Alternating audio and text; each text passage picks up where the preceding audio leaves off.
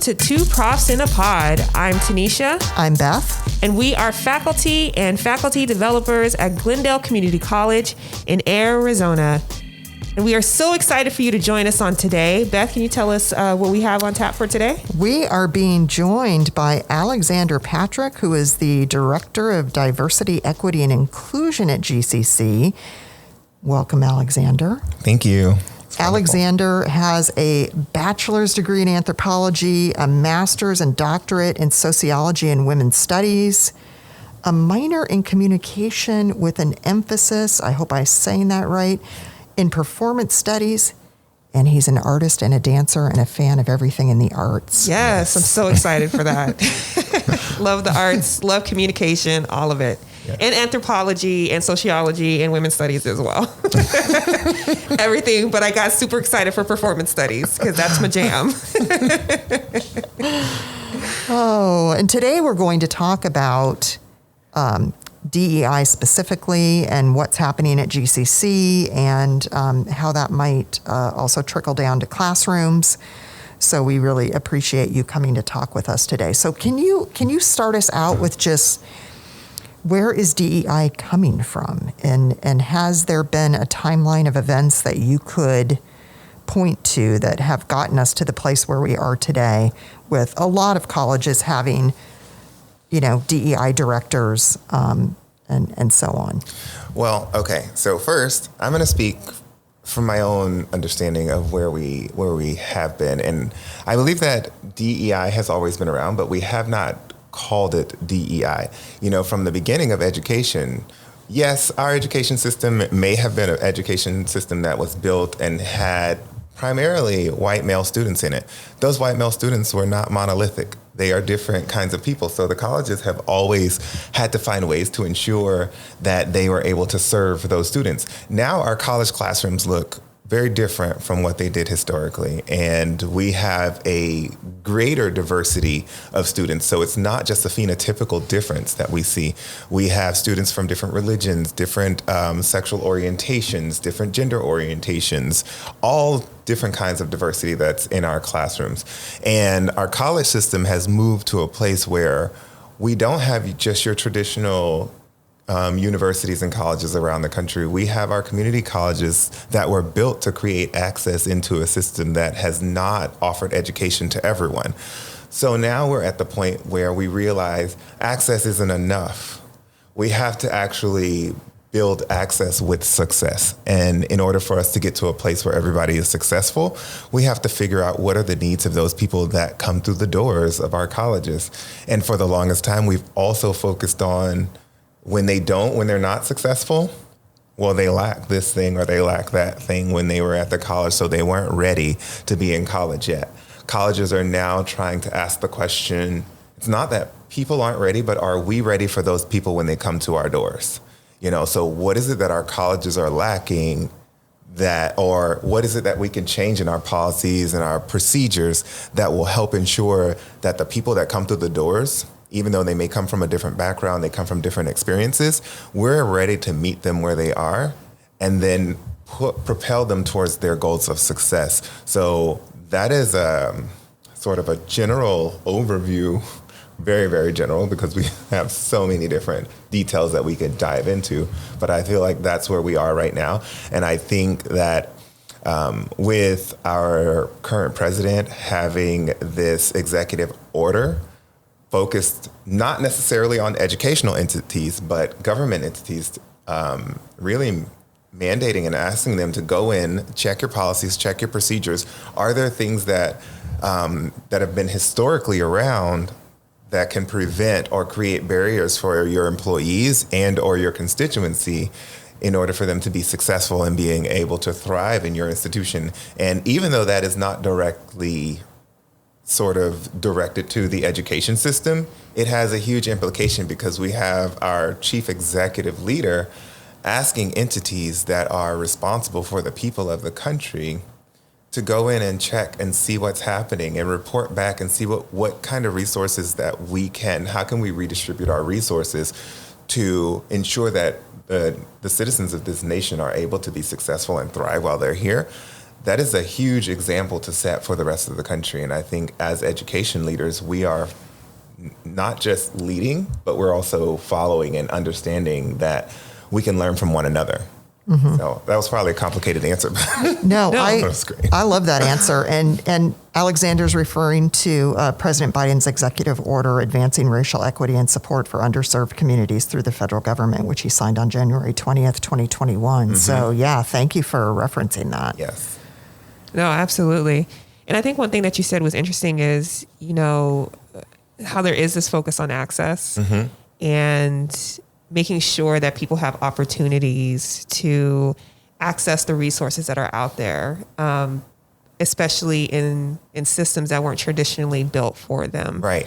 But I think one thing that we have learned over time in multiple organizations is when you increase access, you're widening the door a little bit more, and that means you have more and more people coming in. And now it's like we're focusing inward a lot more as far as, are we ready and are we prepared to serve the people we are opening our doors to? Right. And it's now we're having conversations and looking at, policies and practices and whether or not they are benefiting everyone or only benefiting a few. So I think it's great that this work is kind of like peeling back those layers and seeing how we can better serve the people that we are serving now that our doors are a little bit more wider for others.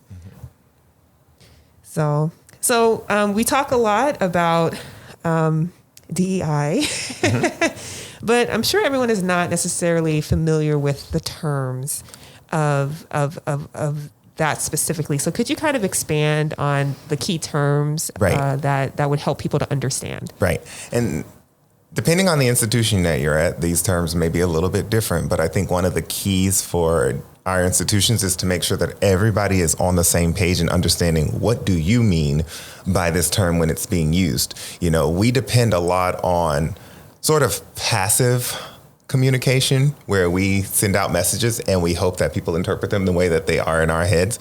But the goal here, we really need active communication where we check in with people. If someone's using terms, let's ask the question, what do you mean by that? And if we're asked that question, let's not get offended. Let's clarify what it is that we mean so that we're working towards the same thing. So really focusing on understanding diversity. When people hear diversity, sometimes they're off-put because they immediately hear race. They don't hear diversity, they hear race. Or if a particular type of diversity is not named, sometimes that can be off-putting. What is it that you're actually talking about when you mean diversity? So when we talk about diversity, we are talking about all kinds of people. We're not just talking about racial and ethnic diversity. We're not just talking about gender and sex diversity. We're talking about religion, nationality, religion, ability status, age. There are so many different forms of diversity, but what we want everybody to know that all of these voices are welcome and they're welcome to be heard here, and we need to consider them. Doesn't mean that we will be able to have something in place that will be pleasing to everyone, but what we do want is we want everybody to know when we mention diversity that we are welcome to everyone being here, and we want to consider the experiences that everybody has, regardless of whatever background or category that you belong to, right? And even just this term diversity, sometimes we forget that the way that the human mind works, we're socialized to put people in categories. That is a natural thing that we're going to do, but we put them in categories so that we can figure out, how do we interact with them? Based on where I come from, how do I treat this person, whatever they present in front of me? How do I interact with them? How do I make sure that they feel welcomed here or in front of me in this conversation? So we do that for a purpose, but at the same time, it doesn't mean that our categories can't be misleading. Our experiences mislead us. They put us in a position to incorrectly categorize people. And because of that, we might interact with them differently. I will say this entire process requires a lot of vulnerability. So when we think about the E and DEI, the equity piece, these three different terms are going to interact with each other. So because we have so much diversity, we have to constantly assess whether or not we are doing everything to make sure that everybody is successful. And equity really focuses on assessment of yourself, assessment of your classroom, assessment of your business, assessment of your college, whatever that may be. When you think about equity, you're just asking yourself, am I doing everything within my power, my ability, the resources that I have so that the people that I am serving are able to be successful? That's what we mean by equity. It doesn't mean that everybody gets the same thing. That's equality. But when we talk about equality, equality is not the thing that pays attention to differences. Equity pays attention to those differences that people bring to the table and says, okay, this person may need this, but we don't want to give this other person the same thing over here because they don't need that. It doesn't work for them. It doesn't work for their background. Whatever they come to the table with is different, right? But as we're talking about all these differences, we also want to make sure that we're an inclusive environment. That doesn't mean, and a lot of times we use the term, accept people as they are. I like to say making people feel welcome to be their authentic self. That's different from me accepting. I have to accept a lot of things I don't like, right?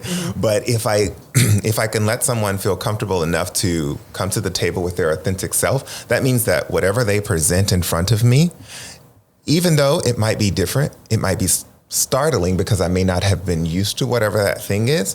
I don't have to get to a point of accepting it. I try to understand what those differences are, and I try to not capitalize on them, but understand that those differences that they bring to the table, they're going to bring different resources, different knowledge to the table. And I may be in a situation where I don't know how to handle whatever that situation is, but because of this person's background, they may have years of experience in whatever that thing is. But if I'm not in a place of letting them be who they actually are, I may never know that.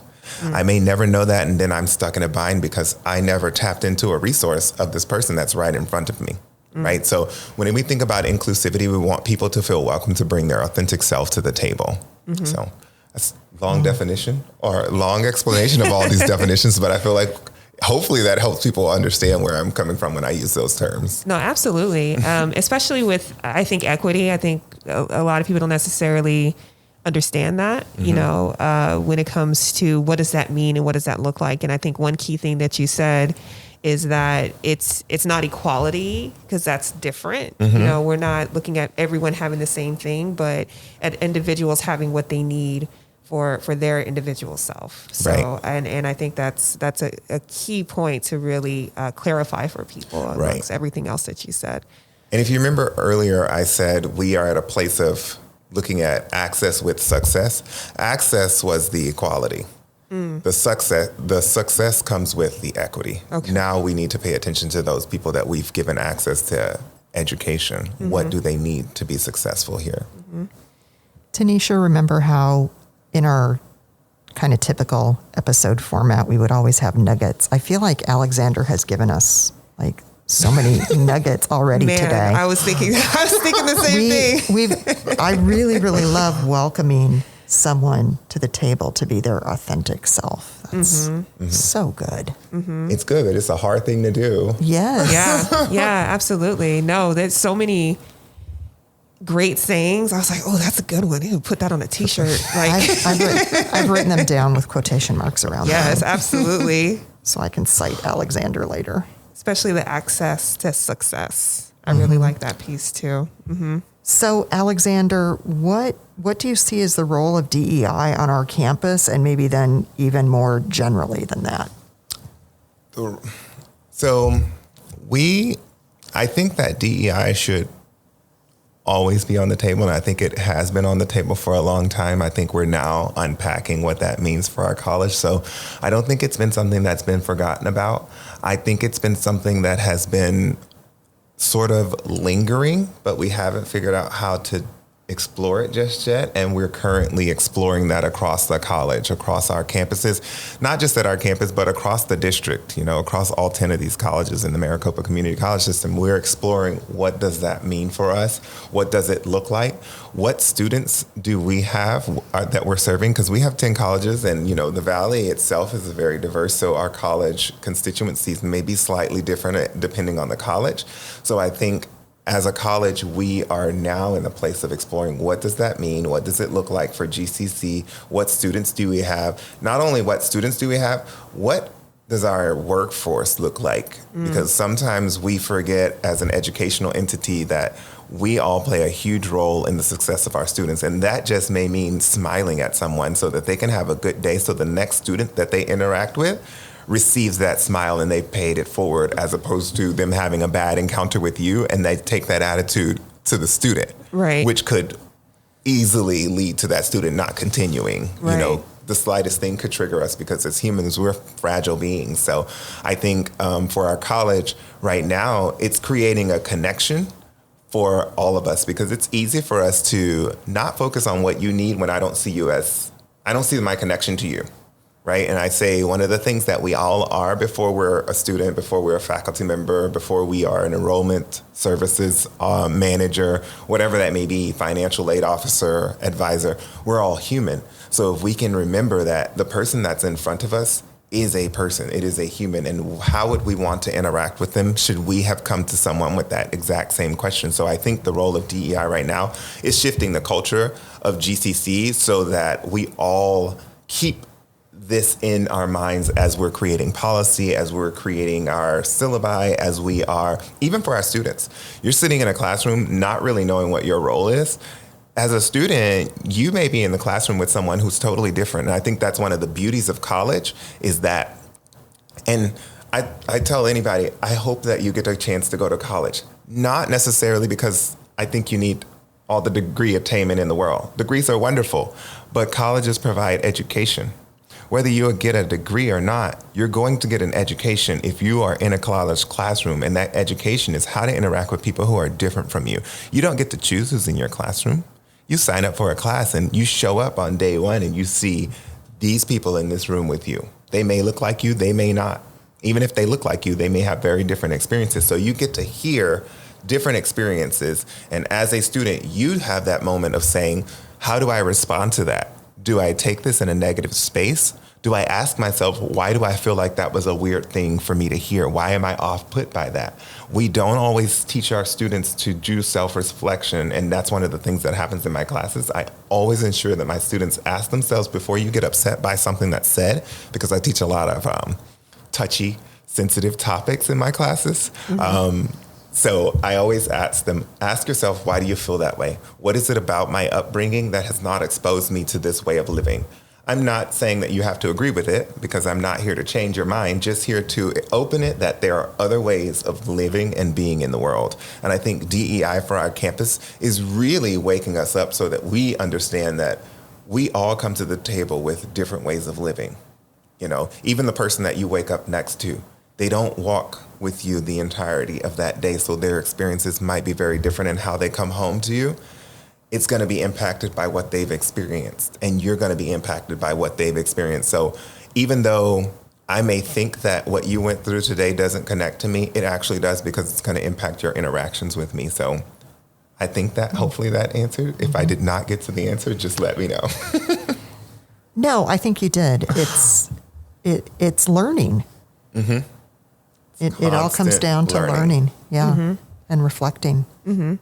And then you talked about the students and it gives them an opportunity to engage with other students who are different from them. And I think that's the same for faculty as well, right? That, you know, every year we have all of these students who come through our classroom, and they are, you know, I kind of think about a play, like they are their own character within their own setting, within their own scene. They're living their role, they're living their life. And they bring all of that to the classroom within that hour, 15 minutes, 2 hours, however long you have them. And, you know, we're constantly being or seeing individuals who are different from us or have different points of views. And you have to think of, as a faculty member, you know, how am I engaging with my students? Yes. Especially if they say something that's different from my belief or could be off-putting. Like, how am I reacting, and am I you know, projecting something that makes them feel uncomfortable or negative about what they said, as opposed to unpacking that. Right. You know, I think it's a very important lesson for faculty to learn as well, that we are engaging with a diverse array of students, and we have to be mindful and aware of how we interact with them as well. Yes. So, you know, I think that's a great lesson for not just for students, but for faculty and for staff, for really everybody in the institution is pretty much what I'm trying to say. Yeah. All right. So, so the next question that we have is, what is our hope for outcome in focusing on DEI in higher education? Okay. Oof. So you're asking, what is the vision of education here? That's a big question. Yeah. Well, each educational entity serves its own constituency, its own community. Our landscape is so diverse across the country, across the world, because we're basically an international education system here, right? So the hope is that everybody can see education, and not that everybody has to go to a college, but if you choose to partake in the education system, you hope that the education system works to eliminate barriers that you might have to achieving your goals of success. Mm-hmm. So regardless of wherever you want to, what's successful to you, because success is personal. The definition is going to be personal. But let's just say you are a mother and you're a single mother of 2 and you don't have a way of childcare. Mm-hmm. Do we have the tools or the access for you to reach the college? And at this point, we've learned we do. We are in a very, very hybrid kind of educational society right now. Mm-hmm. That has created so much more access for people. But then we also have to think about social class. Can you afford the tools to attend school virtually? If not, as an educational entity, do we have the resources to be able to loan out and or purchase, depending on the school and whatever their budgets may be, mm-hmm. right? Do we have the resources to be able to provide internet, computers, iPads, whatever electronic devices that students may use so that they can still get their education regardless of what it is that they come to the table with? So I think the vision is an education system without barriers to success, if I put that in a simple way. Yes, absolutely. Yeah, that makes perfect sense. And I was actually thinking about that on the way over here today. I don't know why it came to mind. I don't know why this thought kind of came, but just thinking about resources for students, mm-hmm. right? And how, like, for example, being in the pandemic, our students were trying to go to school, but they didn't necessarily have the resources, mm-hmm. and how our college, tried to help them with that, right? With mm-hmm. things like laptops or, little hotspots would help them with Wi-Fi, and, doing things like that are very helpful with helping people to continue their education in the best possible way that we can. Mm-hmm. So yeah, absolutely. So, but no, great. Thank you. So next, who do we need to engage to help move the goals of DEI forward, and what might it look like in the classroom? Well, first question's easy. Everyone. Okay. Yeah. That is the easiest answer I could give, is everyone needs to be engaged, from the student all the way up to the college presidents, to the boards of directors, to district chancellors, whatever it may be. Right. Everybody needs to be engaged. You brought up this example just now, thinking about students during the pandemic and what the college did to help ensure that students could access education. Mm-hmm. If you are a faculty member, one of the things that you could do in thinking about, the school offers all of these different resources. Not everybody knows. Right. Not everybody knows about these resources. So even though we made efforts to ensure that our students were able to get electronic devices, it does not mean that every single student was aware that our college was doing that. Right. It doesn't mean that every single faculty member, whether they are residential and or adjunct, were aware of that in order to be able to get those messages out for students. We're also in a weird place in time where we have both people who are from a print culture that will read. Mm-hmm. And if we send out long, drawn-out emails, we know that sometimes we get bored ourselves. So, not everybody's going to read those emails, right? Right. Does that written communication come with also oral culture communication, where maybe there's a video or some kind of a recording that people could listen to that would tell them about these different resources, mm-hmm. regardless of their student status or executive level status? We are in a place where we're in a hybrid kind of weird tech's place. I will say I'm probably of the last generation before people had like computers and cell phones and stuff as they grew up. Kids now, they have a world where technology is all around them. Right. I come from a place where you had to pick up an encyclopedia and read that thing. So I might be okay with that, but I'm also young enough to have experienced a couple decades of technology. So there are times where I'm like, okay, I need a video instead of this long drawn out email. Are we communicating all of those kinds of things? But I brought up that example of that faculty member. As you create and design your class and the assignments that are in your class, are those assignments flexible enough to where that student who doesn't have that computer, they're using their cell phone to try to take your class? Can your assignments be done on a cell phone? You know, yes, it's an online class, it's a live online class, it's a hybrid class, but are the materials that are in the electronic format, can the students access them through multiple different types of electronic devices? Because we know that the electronic devices are not created equal. They do different things. I was speaking at the assessment conference this past week, and I could not get in the conference on my computer because my Zoom wouldn't update. I thought I updated it, but I had to go in through my cell phone, and I did my talk through a cell phone because my cell phone had features that my computer couldn't do, and I didn't have administrative capacities to do that and make those changes. So are your assignments in your classes able to be flexible enough to where people who are using different devices able to access them? And then for the student who may be taking your class and they have to use public computers, are they able to get all of the material, or is something can something only be done while it's on campus? You know, as a faculty member, we have to do different forms, and some forms we can't fill out when we're at home. Right. We only can do that on campus. Right. So I take that to, you know, administrative entities. Are your faculty able to do everything that you need them to do, both on and or off campus? If not, what are the reasons behind that, and how can we get around that so that they can access those things, and do they understand and do they have access, right?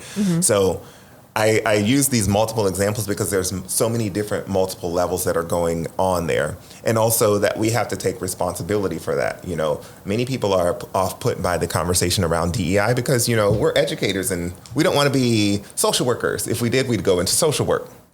But we have to recognize that the responsibility is not just in the hands of the social worker. There are so many things that we can do ourselves that could make life a little bit easier for the persons that we're trying to serve. So the question is, always ask yourself, are you doing everything that you could, regardless of your capacity and your connections to the institution or business or whatever it may be, to help ensure the success and the thriving of everyone who is involved? I always give these long answers, but you know. But they're so good. Like, I'm like, oh yes, like just everything that you're saying, it just really resonates. And I'm sure it's also going to resonate not only with us, but with our listeners as well. Yeah, I just appreciate having the conversation too. Yeah, yeah, absolutely. Let's see if we can tie DEI back to some things that are going on our campus right now with our strategic planning. You know that our campus has some goals to increase student successful completion rates, to increase fall-to-fall retention. So we're working on all kinds of goals based on our strategic plan. And so I'm kind of wondering how can our practices, and I should say too that those goals involve a with equity piece. So how can our applications of ideas related to equity in our classrooms, how ultimately is that going to help our students?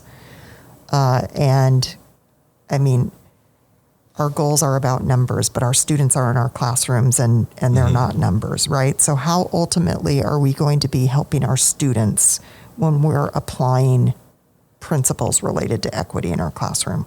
Okay. Well, I think the first thing to tackle, and this is not just for our school, but just for listeners that you have, as we're using the terms with equity, they apply differently and they're contextually. I can't say that we're going to give you a one-size-fits-all answer because equity is a moving target. You know, as our populations, our constituency changes from year to year, decade to decade, every 5 years, we have to change our methods of ensuring success happens, right? So if we're talking about retention with equity, what does that mean? Or course success with equity, what does that mean? Do they have the same definition?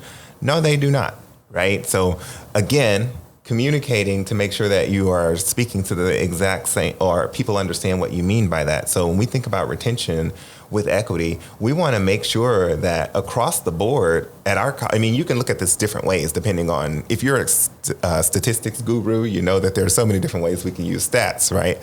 So if you're looking at retention with equity, our students, here's one way of looking at it. The rates at which they're coming in, are they staying with us at that same rate? Or are there groups that are leaving us at a larger rate or a higher rate than other groups? Or we could also look at that in terms of people who are leaving or as they're going from fall to fall. Are they at a certain threshold? Did we set a threshold that we want students to be at? And are they within like a 5%? We don't want them 5% below whatever that threshold may be. It would be great if they all exceeded that threshold, but we want to make sure that everybody's getting there.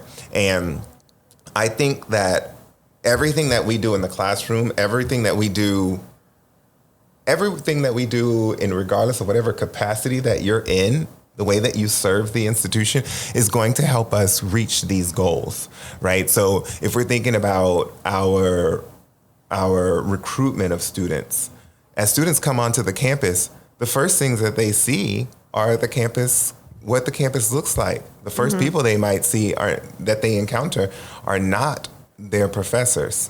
When they try to get enrolled, they see the enrollment center first. They may see the groundskeepers first, whoever it may be. We all have a role in the recruitment of students. Now, that also means that if we are wanting to ensure that our student population matches the community that we serve around our community, then we have to assess, does our population match that? And if not, what schools, what areas are we not reaching? And let's go out and target that particular area. The same thing happens if it comes to hiring practice. That's one of the things that helps with recruitment. It's easier to stay in a place when you can see people who look like you.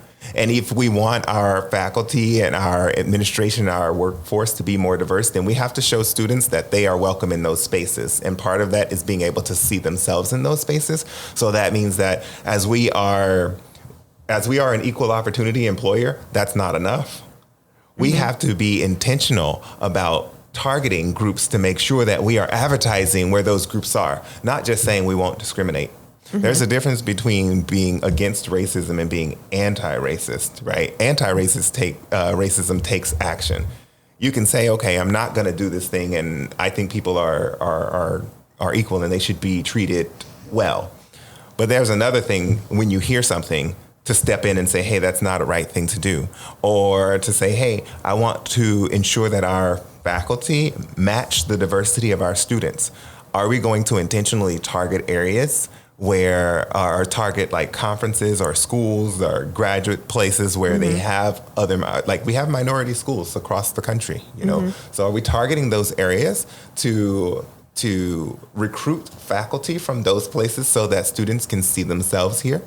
Right, so that's just a little small way of looking at it. When it comes to our core success outside of the recruitment and thinking about why that's so important, if students are in our classes, but we have certain groups of students that are not being successful, then there's something that we're doing or not doing in order to ensure that that particular group from that background can attain this particular knowledge. And I will say that one of our biggest challenges in terms of DEI work is sometimes people don't see themselves in the work. You know, when they hear DEI, again, I mentioned we think about race and ethnicity. Well, if I'm a white male and I don't know, maybe I'm an elderly white male, or maybe I'm a disabled white male, or maybe I'm a non-heterosexual white male, gender variant white male, where do I fit into those kinds of spaces? One of the differences between race and gender and sex is that all of the other isms that we face, they cross into those boundaries. Regardless of whatever racial or ethnic background you are, we have people from different religions that are within those groups. We have different people from different sexual orientations within those groups. We have people of different age ranges that are within those groups.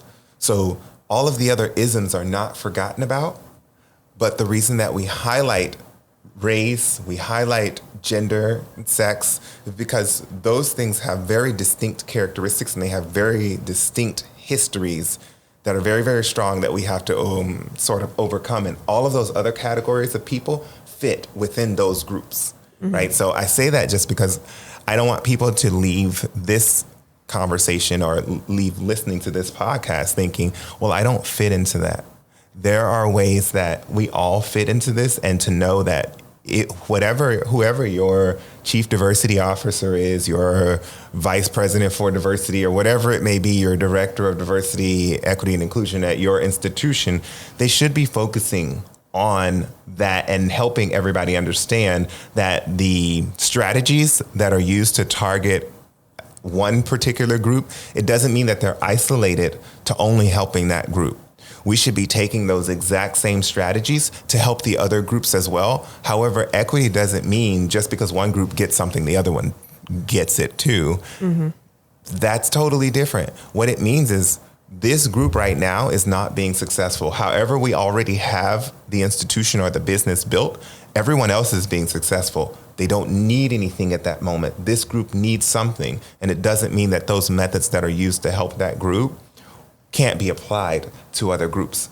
So I just wanted to hopefully say that. But all of that stuff gets me back to our strategic goals and our, as we're working through all of this 4DX information, where are we at with our WIGs and where our wildly important goals. Everything that we do should be targeted to ensuring that we achieve those goals. No matter how small it is, it should be targeted towards that. You've given us a lot to think about today. Yeah. Probably too much. No, Well, definitely a lot to marinate on. I'm just over here just marinating over here on all of the nuggets and information and knowledge that you brought us today. Yeah, it's Happy great. I could help. I'm so glad you came to talk to us today. And maybe you can come back for another episode a while from now, and we can talk about, well, where are we now? Yes, absolutely. And how do things look different? Yes. Absolutely. Okay. And just for those listeners, I've been in this position for 10 months. So we are working on it. It might be a little bit of a gap between my next visit, just to give us some time to get there. It's a long road. Right. Absolutely. Well, thank you so much for taking time out of your schedule to be with us on today. We really appreciate your time and just the knowledge you brought on today. And I'm sure our listeners appreciate that too. And also, thank you to our listeners for joining us on today. We really appreciate you joining us and listening to the conversation. And we really, really hope that you enjoy the information that you listened to on today.